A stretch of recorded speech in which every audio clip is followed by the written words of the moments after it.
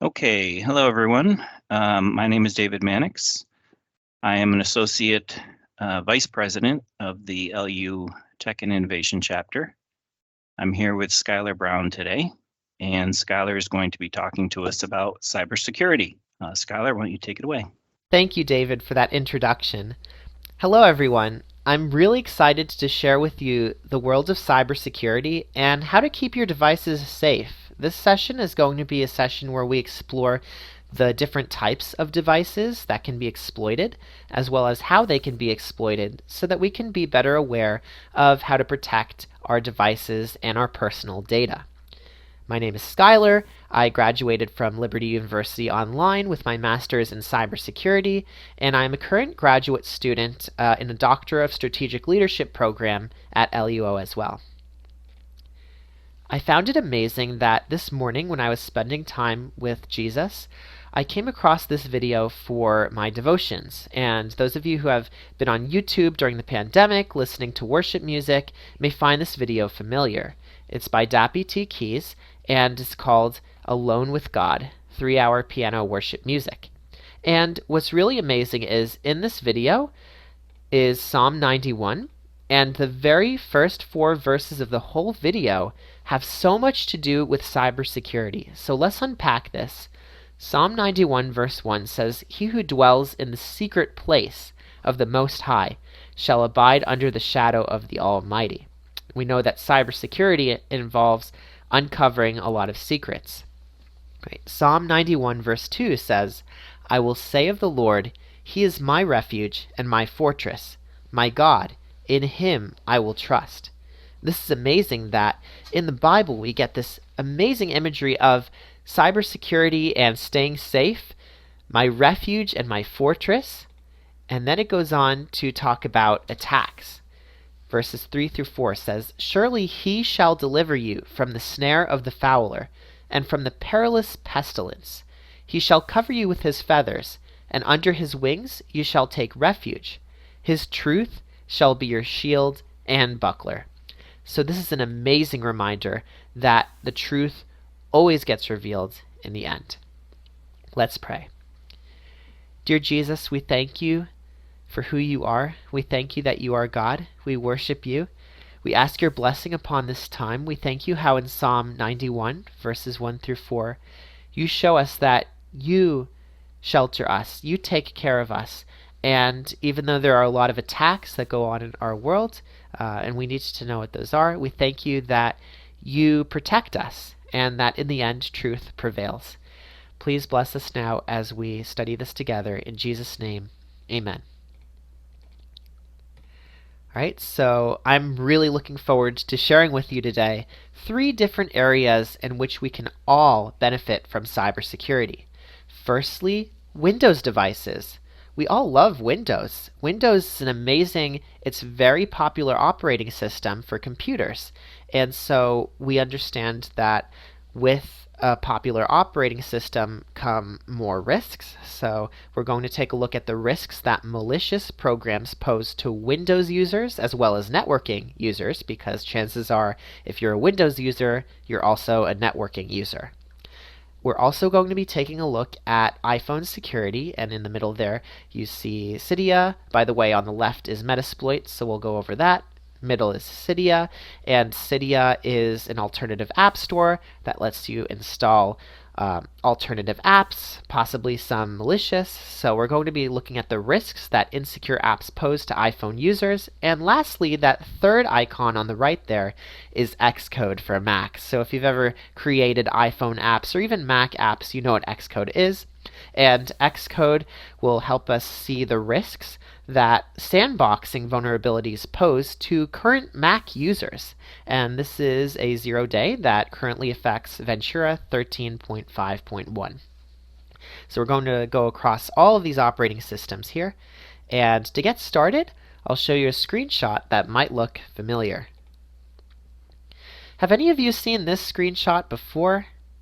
Might look familiar. Maybe you accidentally downloaded Flash from one of these screenshots and not knowing that this type of looking website is actually malware.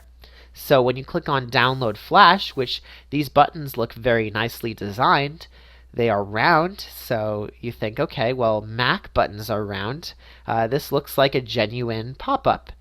But later you find out that it isn't a pop-up, that is just an inline image that really looks like a pop-up inside of a website, and you're left with a hacked device.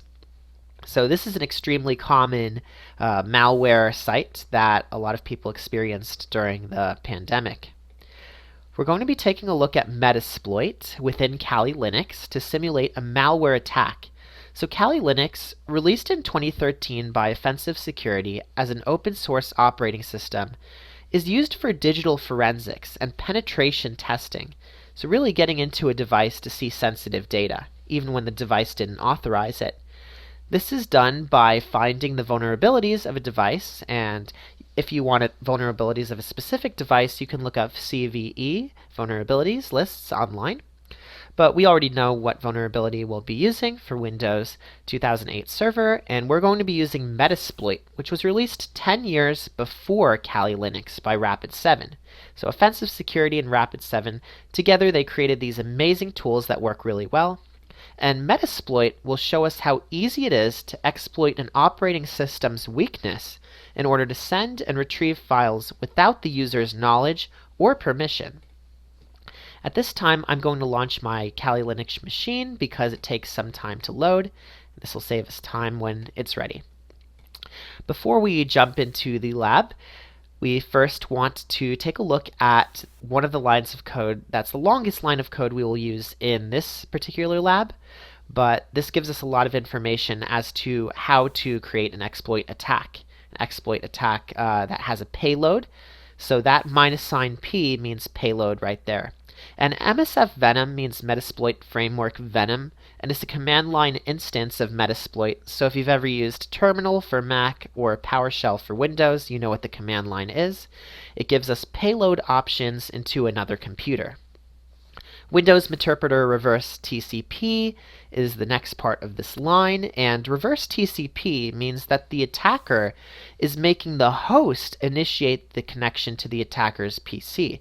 So it's not so much that the attacker is directly attacking the Windows computer. This is a common misconception. We think about attacks like this all the time. But a lot of attacks actually happen from the attacker convincing the victim into thinking that they need to obey what the attacker commands. So this is a reverse TCP attack. The attacker's IP is here, so not the victim's IP. This is going to be the Linux box's IP, not the Windows machine that we are attacking. And the L port, 4444. -F means file extension, and for you Windows users, you understand what exe means. It means executable file or program. And so MSF console is to launch the Metasploit framework console. And these lines of codes we will also use. Remember that in all of these lines of code, the one thing to pay attention to is the listener in use exploit multi-handler. And when we're setting the payload again, and all of these look very familiar from the slide before, we are telling the victim computer to obey every command that we please as the hacker. Right? And important Linux commands to know here are pwd, which stands for not password. If you ever get asked that in a test, it's actually print working directory. Okay, so that's what pwd is. ls stands for list, and cd stands for open. Okay, so let's do this. Have the lab all set up. It's now started up. And we're going to log in with credentials on the right side. And the first step is to open a terminal within Kali Linux, which is open source, so you can install it yourself as well. But we're going to run in order the slide that I projected previously. MSF Venom, payload, reverse TCP. The L host is our Linux box, 192.168.1.103. So it is not the Windows machine that we're attacking first, but rather we are telling the Windows machine to connect to us. That's how we have to view this. And the L port is the same as I mentioned earlier. Negative F is minus sign F, which is file, exe, executable, greater than sign, and this is an arrow pointing to met rev tcp 4444.exe, which if you look at CVE vulnerabilities online, this is a vulnerability for Windows 2008 server. So let's enter that in. And once it runs, we should be able to see the payload's size. So the payload is what we're sending to the Windows machine to open that port so that we can tell it to connect to us. Great. So now that we have that underway, let's type MSF console, Metasploit Framework console. And it's starting the Metasploit Framework console as we see over here. This nice animation with these capital letters moving shows us that it's loading. And it's here.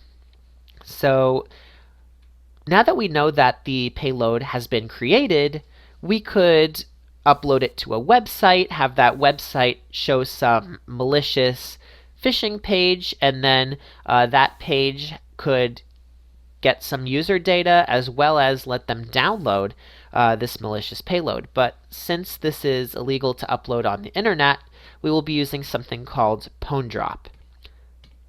And to do that, we can go to Firefox within Kali Linux and open PwnDrop.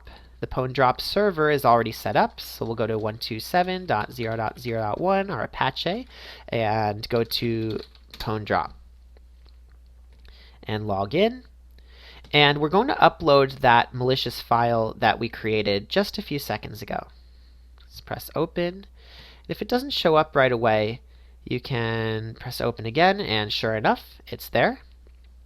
So now what we want to do is we want to go back to the terminal, which I minimized right here, and run the following in order.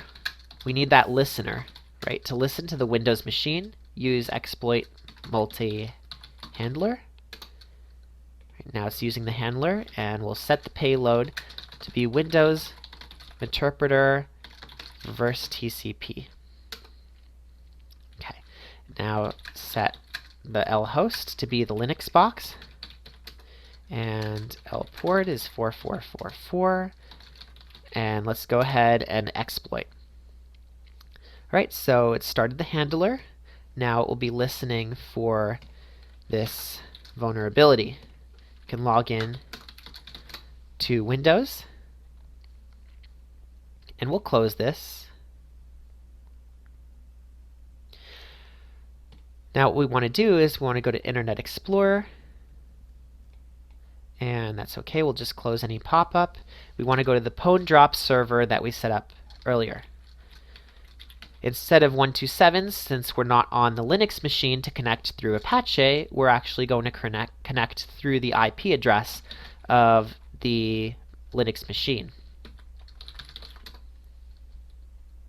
Okay, and there's some problem rendering pages on Internet Explorer. It's because Internet Explorer is pretty old, so I'm going to go to Google Chrome instead to load this up.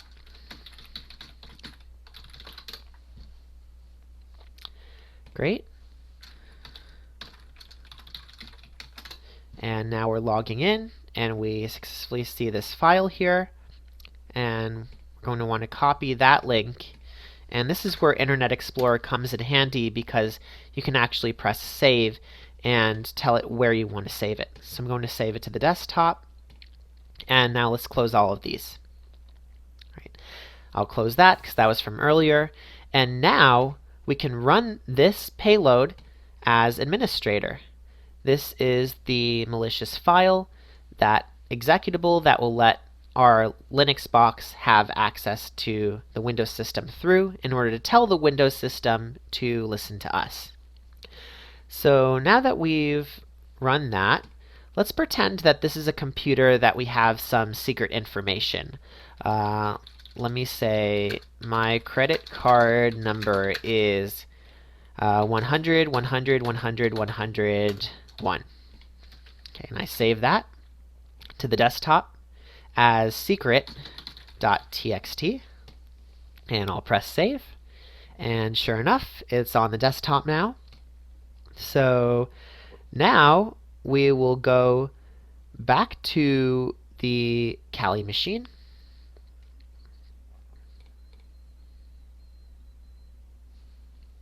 All right, and we will go to the terminal. Now let's run the following in order. Get UID. Right, so we can see that the username is administrator.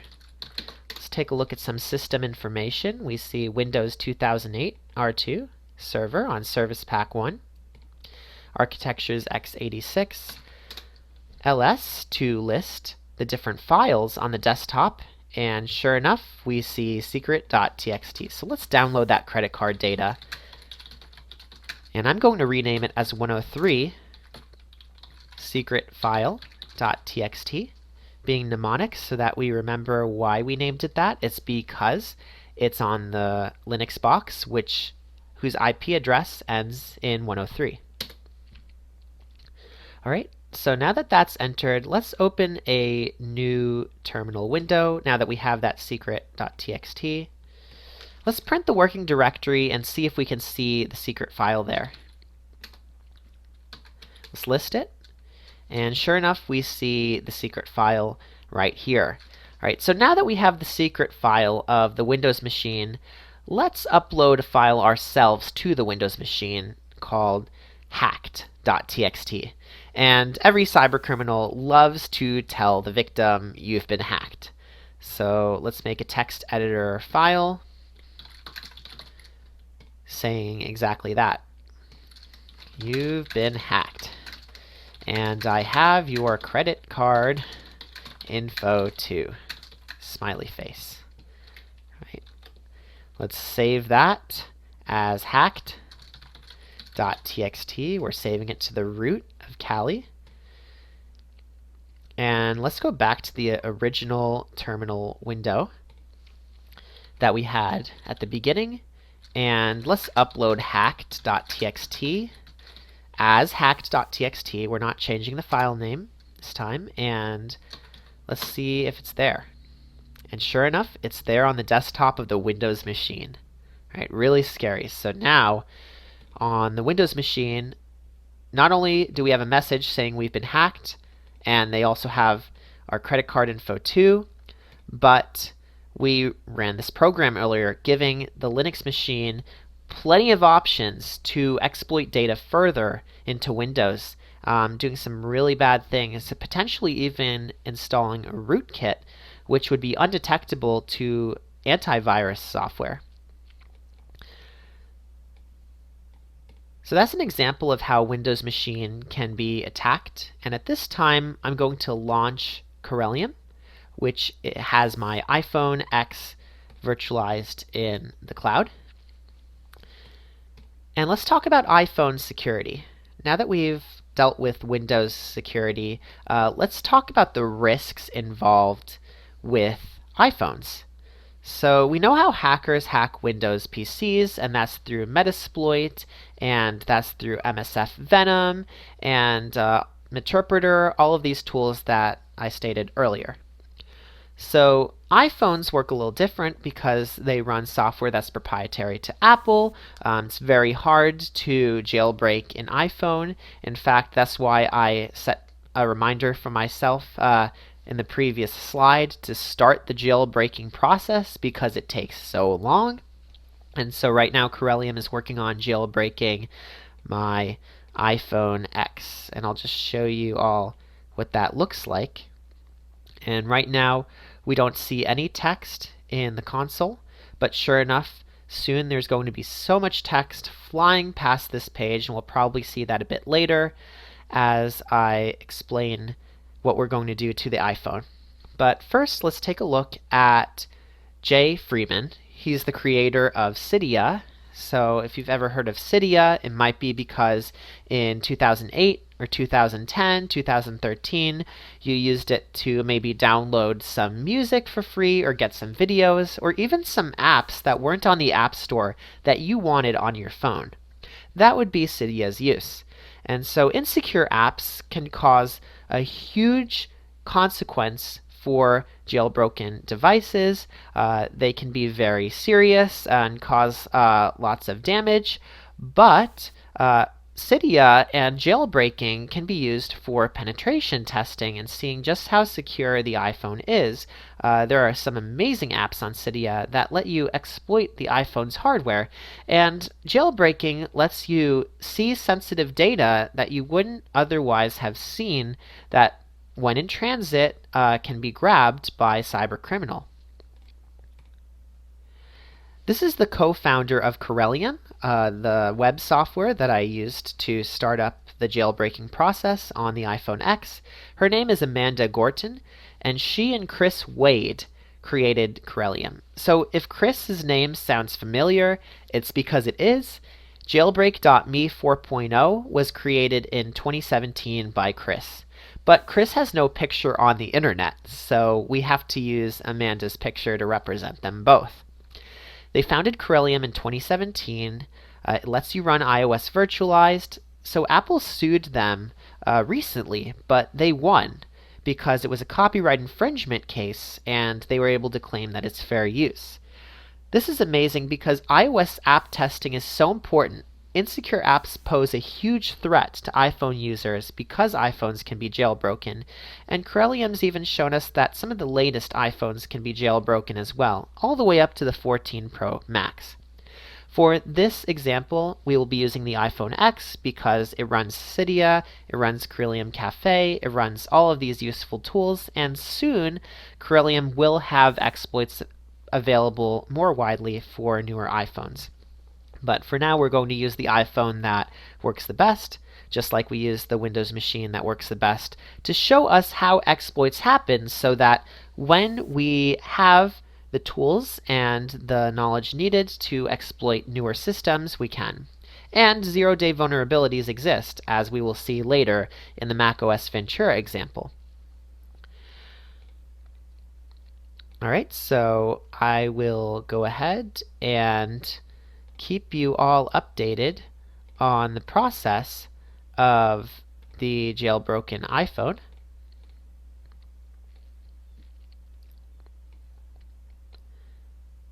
Okay, so take a look at all of this text over here. We have so much text within the console, and it's really amazing to see all of these examples on just what vulnerabilities exist. We have firmware update kext. Kext, you might recognize that term as a kernel term, and the kernel is what runs at the root level of the operating system. It's what communicates between the software and the hardware of the phone. Apple USB device, Corellium has some really useful features, such as you can take a backup of an iPhone and upload it onto Corellium, and that backup can be exploited as well. So you don't need a Celebrite or a hardware device to physically attack an iPhone. If you just have a Chromebook, chances are you can attack an iPhone using Corellium.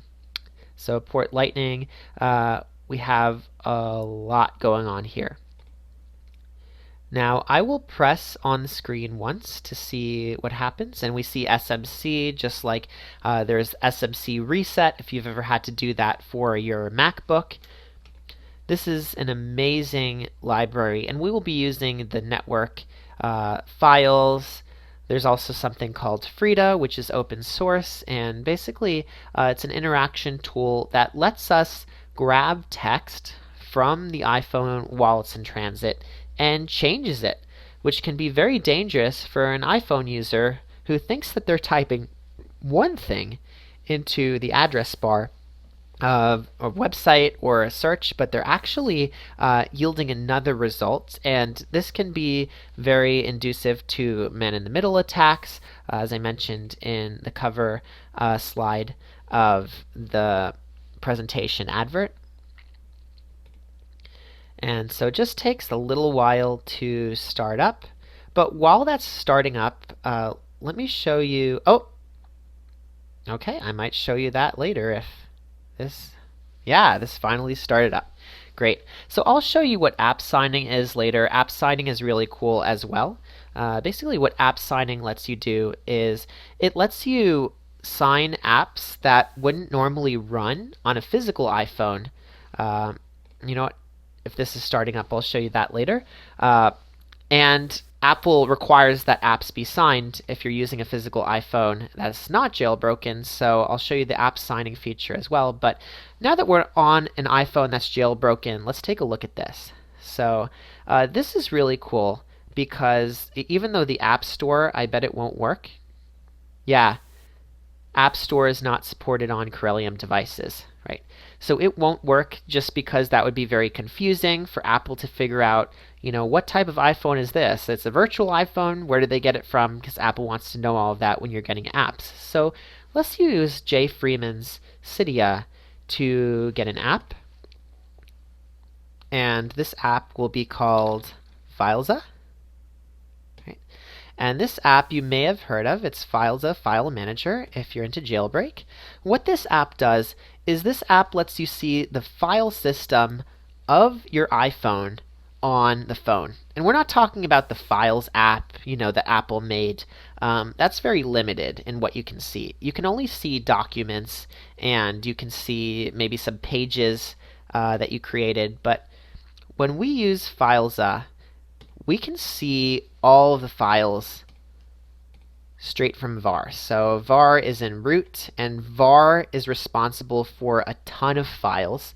If you wanted to go to mobile, library, and then SMS, I just have to scroll a little bit to find it.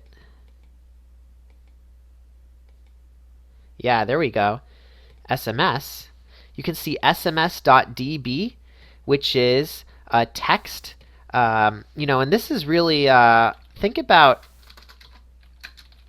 if you had somebody say, maybe Chase, send you a text. This is a verification code from Chase. Do not share. Have you ever received a code like that onto your phone? Well, now, once you have that code, it would show up here as a text, and we see that on iMessage, right? And we can even open it and see it, and we think that it's just private, and I'll just close that from Apple. We think that it's just a text that only we can see. But if somebody has jailbreak access to the phone, they have root access, so they can see sms.database, and they could see all of the texts that you had on the iPhone. And we see the message over there, right? This is a verification code from Chase. This can be very dangerous to an unsuspecting iPhone user who doesn't know that an attacker has connected to their device.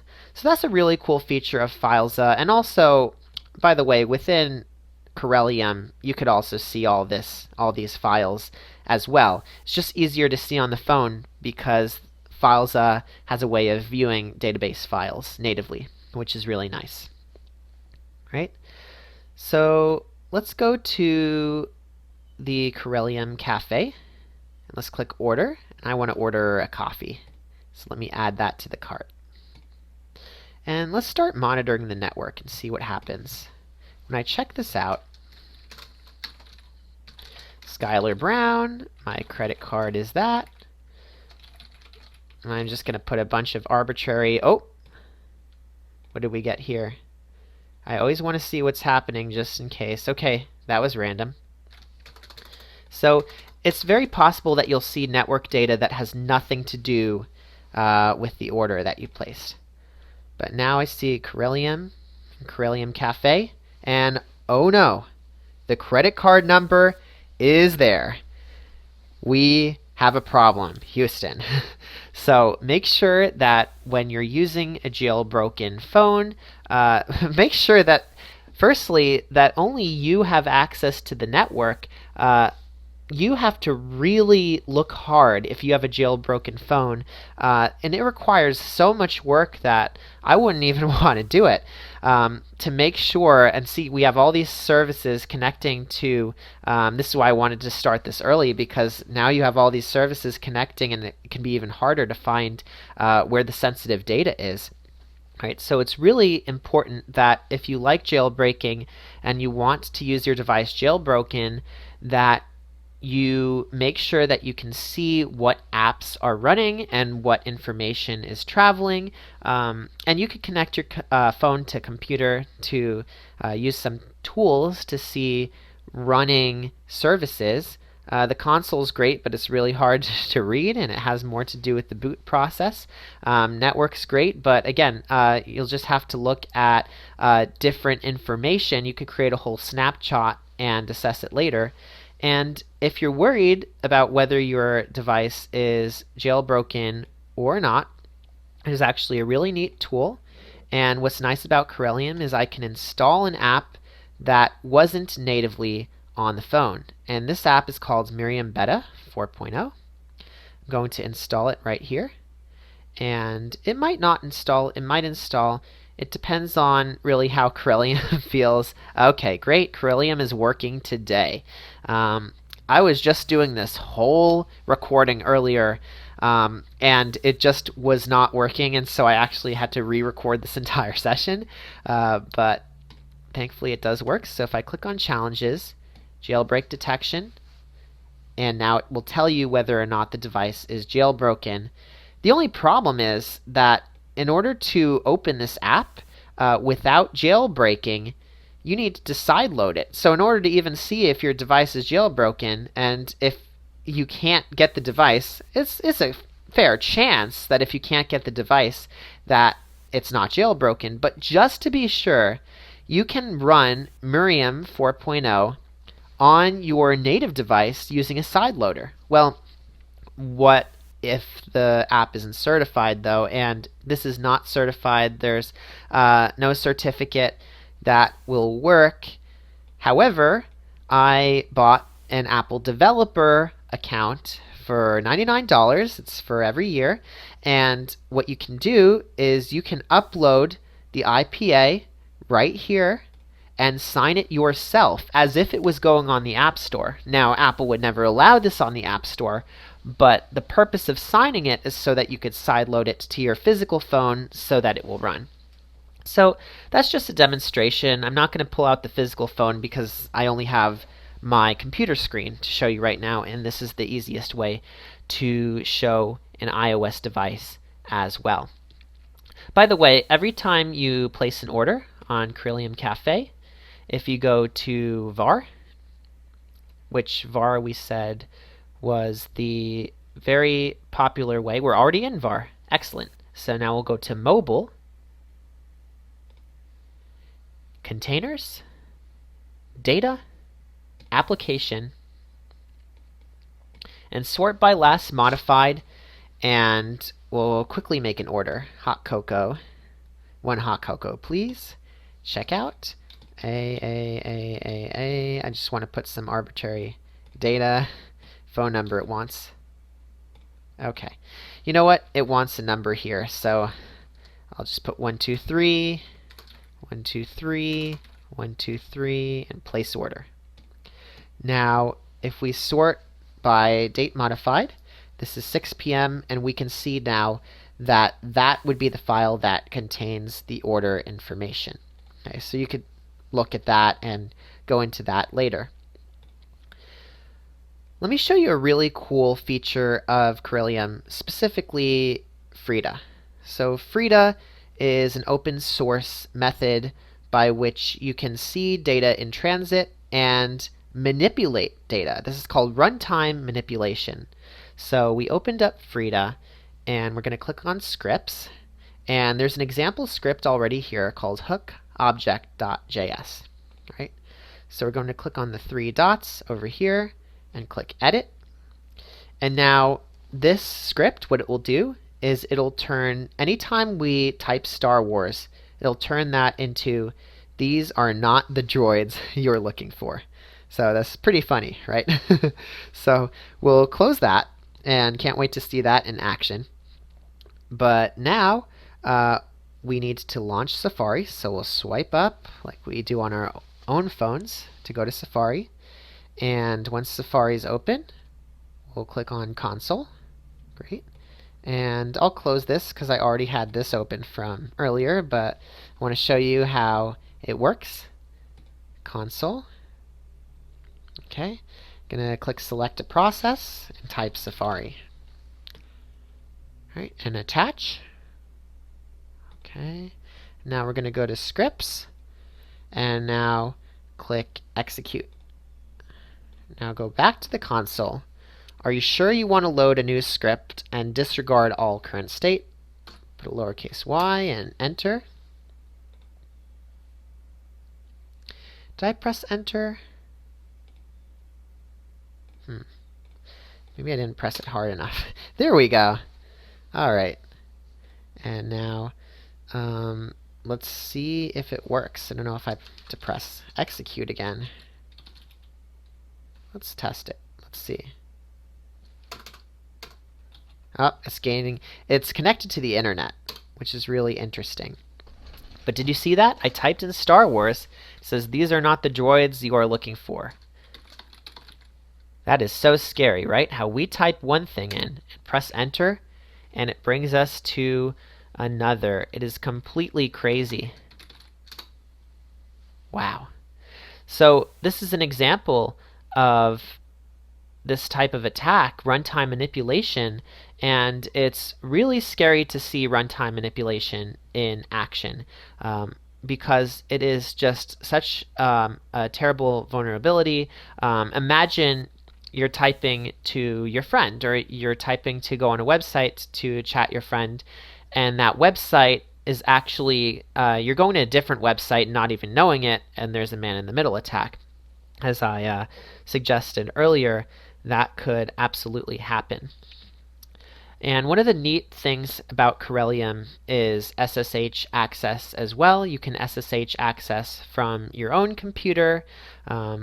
And now I'm going to talk about credit card security. So now that we've spent plenty of time with Corellium, and you could even explore the different SSH options. It's really cool.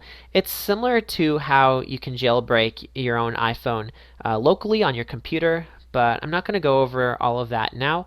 It involves some VPN, and I want to use my physical network right now to demonstrate, and I'll go over this file in a second, but I want to demonstrate on my local network, so don't want to mess it up with any VPN.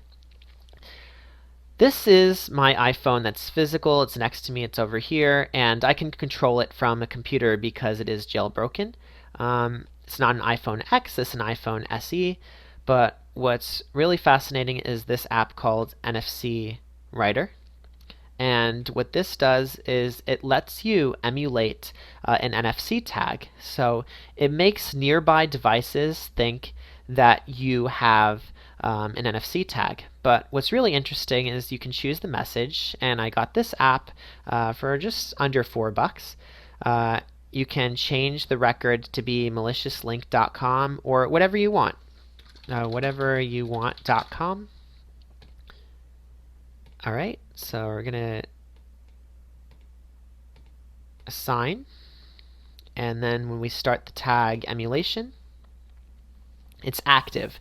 So you won't be able to see it because this is on another iPhone that's not jailbroken, but when I move the iPhone near this iPhone, what's really cool is there's right now it just popped up website NFC tag open maliciousLink.com in Safari. So this is really the science behind how credit card hacking can occur. This used the NFC chip in iPhone when iPhone wasn't even allowing, the iOS inside of iPhone wasn't even allowing the NFC chip for anything but Apple Pay. And since the jailbreak community created Apple Pay before it was released on the App Store, it was released on Cydia first because the jailbreak community can manipulate the chip inside the phone to do whatever it wants. So instead of an NFC reader, could be an NFC writer, you can have a credit card reader when normally Apple would only allow you to write to the Verifone when you're checking out at a store saying I'm paying for this. You could actually steal somebody else's card information instead. So that's where card theft comes into play. Right? And I'm going to drag this back up here. All right. Now I'm going to launch the Kali Linux machine on my monitor because I have another lab that requires some startup time. So I will start that up. Now let's talk about sandboxing. We talked about iOS app and signing apps and sideloading and exploiting and all of this fun stuff with Corellium. What I want to do right now, though, is delve into the world of sandboxing. And what's really crazy about macOS Ventura 13.5.1, the version that I'm on currently, is that it's vulnerable and that there's a 0-day vulnerability that somebody tried to bring to Apple. Apple did not want to spend time fixing it, so this person in response uploaded the vulnerability information to the public internet. And you might be thinking, why would they do that? They're going to get in so much trouble. Apple's going to get hacked a ton.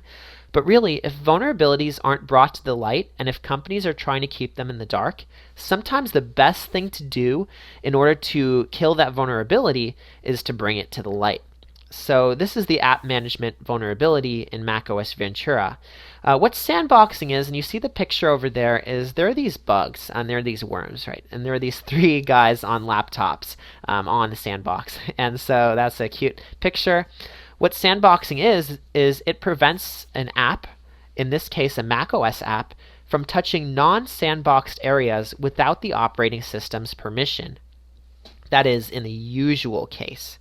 So sandboxed apps are nested under a parent app, and if they are, they should not be able to overwrite data without macOS's permission. So I'm just specifically talking about macOS here. Not all sandboxed apps are inside of a non-sandboxed, but in this case it is. Really, this is how iPhone file systems work as well. You have different p-lists, and you could look at that in Fileza or in Corellium and see the different p-lists that are responsible for certain files. When you go on Facebook on your iPhone, it should only be able to communicate with other Facebook apps, such as Messenger and WhatsApp, and maybe you could be automatically logged into Instagram. But if you open up a malicious app, that malicious app should not be able to access the Meta sandbox, which is Facebook, Instagram, and all related companies.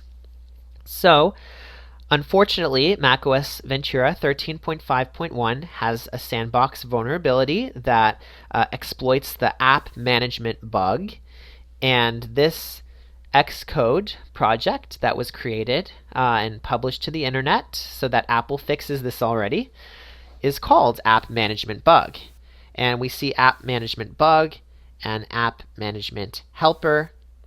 And what's really funny is I thought at first that this sandboxed app inside of a non-sandboxed, I thought that this didn't work, but it does. The sandboxed app inside of the non-sandboxed can actually, and I'm already running this, so I'm going to run it again. This can replace a file, and if you know the app management feature in macOS Ventura, you know that an app is not supposed to be able to replace a file without sending a message to your macOS system asking if you want the app to make changes to the file system. Well, because this is a sandboxed app inside of a non-sandbox, it's tricking macOS into thinking that the app does have permission. So we're going to take this non-important RTF, we're going to drag it in here, and click Modify. And it looks like nothing happened, but you can see right now that that app icon changed. And so if you try to, see it's 25 bytes, doesn't look the same as it used to. It now has this picture here and says it can't be opened. So now the file is corrupted. So this is a very bad vulnerability. This could lead to a lot of ransomware for Mac, and it just runs. It doesn't ask your system if it allows it or anything. So this is a very serious bug that exists in the modern day. Right? And I'm going to drag this back here. Last but not least is DNS cache poisoning. So here we get to a really fun demonstration of how phishing attacks can occur on public Wi-Fi networks or on public local networks, if you wish. And when you connect to a Wi-Fi network, let's say, and if you go to a domain like liberty.edu, you expect to actually be led to liberty.edu, right? It would be crazy if you weren't led to liberty.edu, and if instead you were led to a malicious site, right? Imagine if you were paying for your tuition on a site that wasn't liberty.edu. That would be very dangerous. Okay, so thankfully a lot of browsers these days have security, and it would be really hard to replicate a certificate, but it is possible to replicate a certificate. You could make a certificate, and it could be a chance as to whether or not the browser establishes a connection, but more than likely you'll always get a warning, because when you log on to a site that you've never logged onto before, the lock isn't green, it is yellow on Chrome. And I know that different browsers have different ways of doing this. And on the operating system that we're trying out, it might not be exactly the same as we're used to on our own operating systems, but each operating system has its little ways of knowing that there is something wrong. So we might see a glimpse of that. Let's get to DNS cache poisoning. And to do this, we'll be using something called ARP poisoning. And it looks like that I just got logged out of CBT Nuggets, which Corellium is the virtualizer for the iPhone in the same way that CBT Nuggets utilizes Lab on Demand. And if this software looks very familiar, it's because it is. If you are a cybersecurity master's student at Liberty University Online, you'll recognize that Lab on Demand. We use that in classes as well. All right, so let's log in to the Linux machine, and let's open two terminal windows. So I'll open the terminal right here, and File, New Window, open another one, snap one to the left, one to the right. I'm going to type sudo su. So sudo su literally means give me the authority, sudo, to su, to switch the user. And we're switching the user to what? We're switching it to root. So I need to type the root password right there. And the same thing for the left side, root password right there. All right, now let's go to the right side and type in sysctl -w net.ipv4.ip forward equals 1. And what this is saying is it's setting up a network adapter. -w means to write. Okay, so it's sysctl has to do with modifying the kernel system, which is like the operating system's container. Okay, and now -w means to write. It's writing to the network adapter, net, to forward packets as a router would. So we have the forward right there. Okay, using Internet Protocol version 4, IPv4. Okay, so now that that forwarding is there, we're going to type in nano, etc., ettercap, eder.dns. And ettercap is this tool that lets us set the A record for the domain name system. So we go down here and we're going to type www dot, and make sure that that's all lowercase, .edu.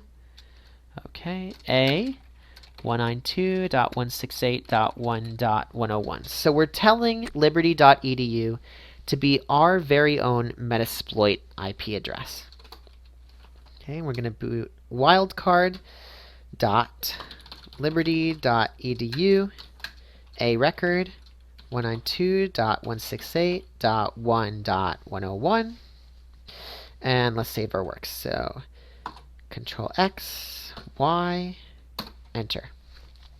It's saved. And the goal is to spoof liberty.edu. Now in the other terminal window, let's type ettercap -G. This means launch ettercap, which is the tool that we'll be using for the ARP poisoning, which stands for Address Resolution Protocol Poisoning. It'll poison the cache of the DNS of the router into thinking that, once again, the victim needs to connect to the attacker. -G means set supplementary groups, G for groups, that it needs to run. So let's press enter, and the GUI should pop up, graphical user interface. We're just going to press check mark because everything is as it should be. Right, and now let's go to the network rack. Let's see what devices we have by clicking on the 3 dots, hosts, scan for hosts.